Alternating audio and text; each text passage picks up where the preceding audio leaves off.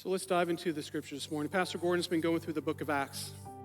For those who don't know, the book of Acts, it's talking about the first church. It's right after Matthew, Mark, Luke, and John, and then we start hearing about Acts, the first church. Two disciples, Peter and John, and others on their life, death, and resurrection of Christ. But this morning we're going to go into see a little bit about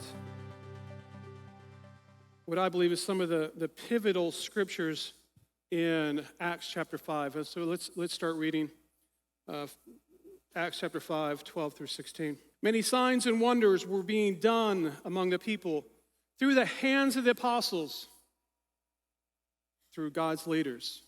They were all together in Solomon's colonnade. No one else dared to join them, but spoke well of them. That's so important. Because remember what Pastor Gordon was just talked about with last week.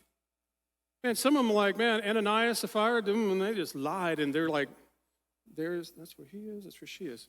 Listen, because they lied. So a lot of them were like, this is a real deal. This is the first church. They're experiencing things they've never seen before. But people honored them, spoke well in one translation. Nevertheless, believers were added to the Lord in increasing numbers.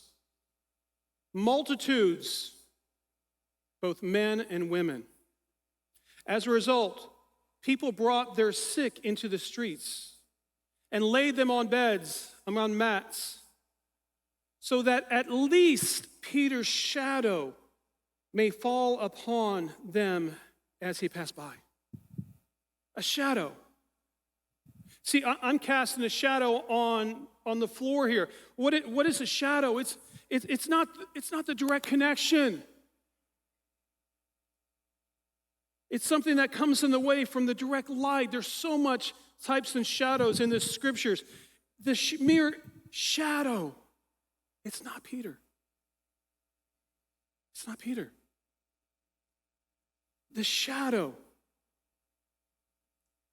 of Peter, God used.